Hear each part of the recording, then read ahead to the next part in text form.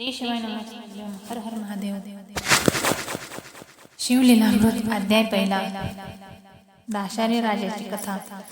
जगद्गुरु वेद व्यासांचे शिष्य म्हणतात की शिवचरित्र हे अतिशय अद्भुत असे आहे. ते जरी नुसते ऐकले तरी आपल्या सर्व पापांचे पर्वत जळून पूर्णपणे भस्म होतात. जो कोणी हे ऐकतो त्याला दीर्घ आयुष्य आणि उत्तम आरोग्य लाभते. मनाजोगती संतती प्राप्त होते. शिवाय लक्ष्मी त्या व्यक्तीवर अतिशय कृपा करते. एखाद्याला चारी धाम यात्रा करून जे पुण्य महत् प्रयासाने मिळते तेच पुण्य हे शिवचरित्र ऐकल्यामुळे मिळते. हर एक व्यक्तीने शिवनामाचा जप करावा म्हणजे आपल्या आयुष्यातील सर्व पापांचे क्षालन होऊन जाते. ब्रह्मदेव, स्वर्गातील सर्व देव, ऋषी मुनी हे सुद्धा शिवनामाचा जप करीत असतात. हा जप केल्याने मानवाचे दारिद्र्य, दुःख, यातना इत्यादी सर्व नाहीसे होते आणि त्याला संयमशील जीवन प्राप्त होते. ओम नमः शिवाय हा मंत्र सर्व मंत्रांमध्ये अतिशय श्रेष्ठ असा आहे. तो मंत्रराज आहे. ज्याप्रमाणे तीर्थक्षेत्रात प्रयाग हे श्रेष्ठ आहे, वेदांत हा सर्व शास्त्रात श्रेष्ठ असा आहे, आश्रात पाशुपत अस्त्र सर्व श्रेष्ठ आहे, देवात कैलासनाथ शंकर श्रेष्ठ आहे, पर्वतात श्री हिमालय श्रेष्ठ आहे, तसाच हा मंत्र सर्व मंत्रात श्रेष्ठ असा मंत्र आहे. या मंत्राबाबत विशेष गोष्ट अशी आहे की याच्या उच्चारणाने लिंगभेद, स्नानभेद, परिस्थिती भेद इत्यादी कुठल्याही प्रकारच्या भेदांचे बंधन नाही. स्त्री, शूद्र, गृहस्थाश्रमी, ब्रह्माश्रमी, ब्रह्मचारी किंवा कोणीही ह्या मंत्राचा जप अगदी सहजपणे करून मानव जन्माचे सार्थक करून घेऊ शकतो. या जपाला वेळ काळाचेही अजिबात बंधन नाही. जागेपणी, झोपल्यावर, स्वप्नात, रोजचे काम करताना, कामानिमित्त बाहेर जाताना, फार काय भांडण करताना सुद्धा या मंत्राचा जप करावा असे सांगितले आहे. जी व्यक्ती या मंत्राचा जप करते तिच्या मागे भगवान शंकर सतत उभे राहतात व त्यामुळे त्या व्यक्तीस शंकराचा आशीर्वाद सतत लाभत असतो. हे सांगितलेले जरी खरे असले तरी भगवान शंकर सांगतात हा मंत्र अगदी प्रथम स्वतः न म्हणता प्रत्येकाने तो गुरुमुखातून घेतला पाहिजे. यासाठी गुरु कसा असावा? मनापासून भक्ती करणारा, वैराग्य अंगी असणारा, दिव्य ज्ञान प्राप्त करणारा, सर्वज्ञ म्हणजे धर्माचे सर्व ज्ञान असणारा, उदार, दीन दुःखितांबाबत दयाळू अंतकरणाचा असावा. गुरु विरक्त, शांत, अस्तिक वृत्तीचा असावा आणि चारी वर्णात वेदाने जो वर्ण ब्राह्मण श्रेष्ठ मानला आहे त्या वर्णाचा असावा. आपल्याला मंत्र ठाऊक आहे म्हणून आपण त्या मंत्राचा जप करायला सुरुवात केली तर ते व्यर्थ होय. फार काय प्रत्यक्ष भगवंतांनी येऊन जरी तो मंत्र आपणास सांगितला तरी त्याचा काही उपयोग होणार नाही. ज्याप्रमाणे मौजीवंदनाशिवाय एखाद्या व्यक्तीने गायत्री मंत्राचा कितीही जप केला तरी तो फुकट आहे असे शास्त्रात सांगितले आहे. सर्व वऱ्हाड लग्नासाठी जमले पण वराचा पत्ता नसेल तर लग्न घरी किंवा मंडपात जमा झालेल्या त्या वऱ्हाडाला काय किंमत? पण हे खरे असते म्हणून गुरुला नम्रपणाने मनोभावे शरण जाऊन गुरुचरणी नम्र होऊन त्यांच्याच मुखातून मंत्र घ्यावा व मग त्याचा स्वमुखातून जप करावा.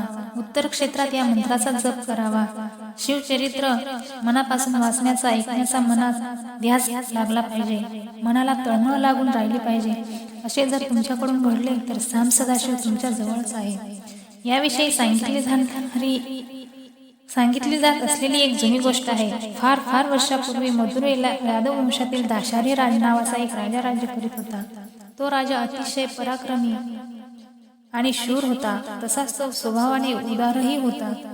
त्याचे राज्य फार विस्तारलेले म्हणजे मोठे होते. त्याने केलेले अनेक मांडलिक राजे त्याच्या दरबारात त्याच्यासाठी नजराने घेऊन येत असत आणि दाशारी राजाला लावून नमस्कार करीत आणि मग राजाची कृपा झाली की अतिशय आनंदित होत असत.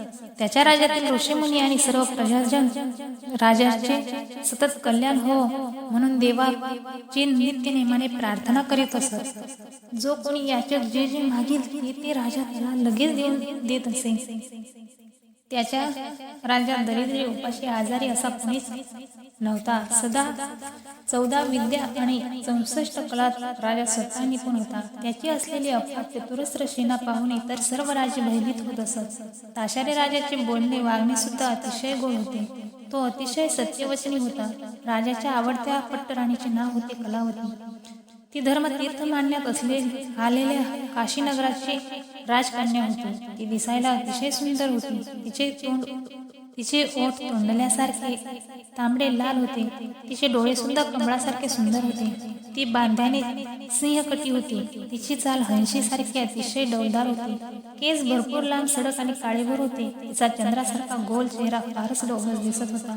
राणी हसली की तिचे हिरकण्यासारखे पांढरे शुभ्र असलेले दात तेजाने नुसते झळकत असत. अशा ह्या अतिशय स्वरूप सुंदर राणीवर राजाचे फार फार प्रेम होते.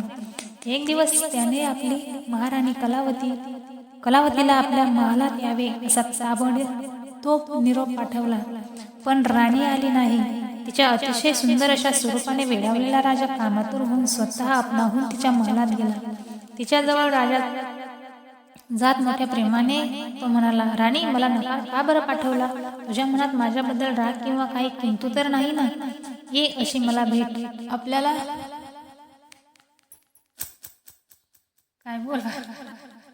आपल्याला सुंदर आणि चांगला रूप संपन्न गुणवान पुत्र असावा असे नाही तुला वाटत?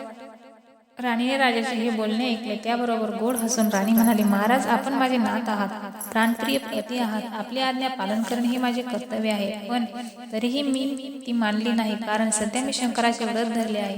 म्हणून मी व्रतस्थ आहे. व्रतस्थ, रोगी, गर्भिणी, वृद्ध, अशक्त आणि ऋतुस्नात असलेली स्त्री पतीने नेहमी दूरच ठेवावे असे शास्त्रात सांगितले आहे. गर्गमुनींनी दोघांकडून विधिवत यथासांग शिवाचे पूजन करून घेतले. राजा राणीने भगवान शंकराला हिरे मानकांनी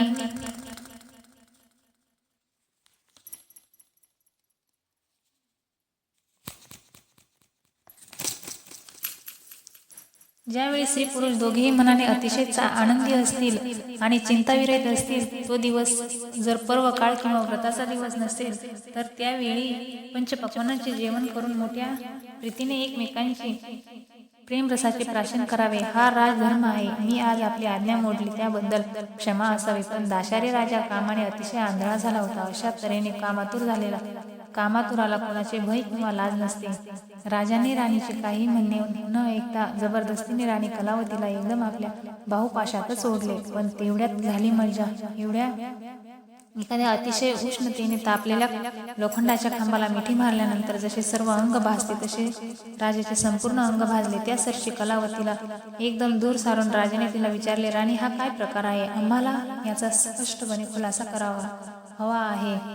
मग राणी कलावती नम्रपणे राजा दाशार्य यास म्हणाली, महाराज, आपण रागावू नका. मी सारं काही आपणास स्पष्ट करून सांगते.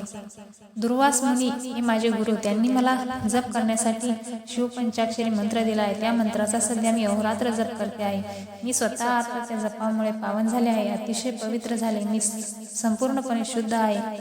माझे सर्वांग चंद्राप्रमाणे अतिशय शीतल आहे. पण महाराज, आपली काया आपल्या मनात निर्माण झालेल्या पापामुळे अपवित्र झालेली आहे. आपण कधीही कुणाची चुकूनही शंकराची पूजा अर्चा केलेली नाही. अभक्ष